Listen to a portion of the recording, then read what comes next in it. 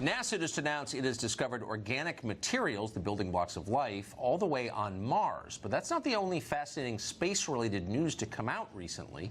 According to a newly leaked Pentagon report, in 2004, a U.S. aircraft carrier was stalked for several days by a UFO that witnesses said resembled a supersonic tic-tac. The object reportedly could hover in midair and make itself invisible. This shocked to confuse the Navy pilots who monitored it. Nick Pope is a journalist and investigated UFO sightings for the British government. He joins us tonight. Nick, why would information like this, I know you've seen this a million times, but why would we need to read about it because it was leaked? Why wouldn't the U.S. government tell us this? Is there some reason?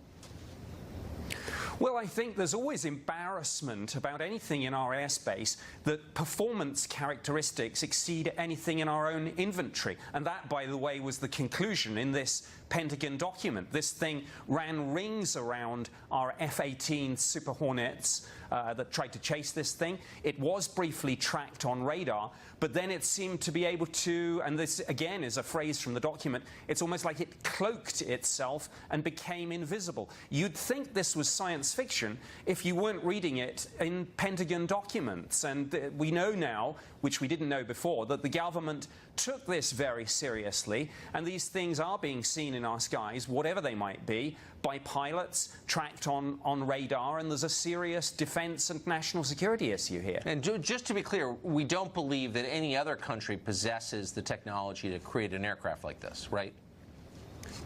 Absolutely correct, yes. One of the things that went into this report was obviously looking to see if this sort of thing was anything in our own inventory and indeed anything that any other nation has. I mean, certainly when I was investigating UFOs for the British government, we knew that some of these things would turn out to be secret prototype aircraft, drones and missiles, but we always knew through our own intelligence sources, you know, who has what, so you can eliminate that.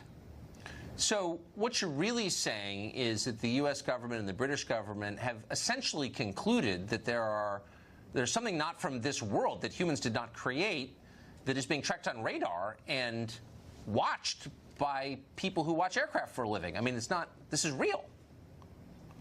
It is real. Now, the government doesn't go so far as to say these things are extraterrestrial, but certainly when I was doing this for the Ministry of Defense, our policy statement said neither do we rule out that possibility. We said that we kept an open mind on this. But of course, you know, these things, when their speeds and maneuvers are in excess of anything that you've got or anything that you're aware other nations have, you are forced almost to think the unthinkable. And absolutely. Part of the problem with this, of course, was just that senior political figures and military chiefs often just said UFOs, and they rolled their eyes, and it was the ridicule factor. This seems like we were able to say.